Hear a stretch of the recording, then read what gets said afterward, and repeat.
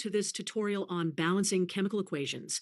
Today, we'll be balancing the equation for the combustion of acetylene. Let's start with our unbalanced equation. We have C2H2 plus O2 yields CO2 plus H2O. To balance this equation, we'll follow these steps. First, we'll balance the carbon atoms.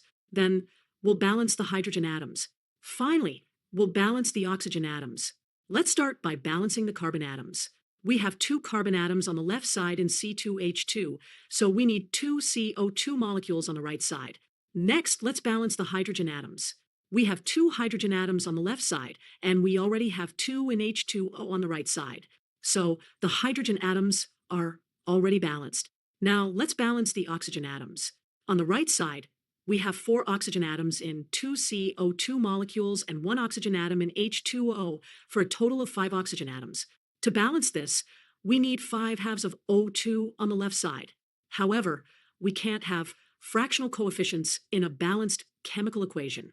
To remove the fraction, we'll multiply all coefficients by 2. And there we have it.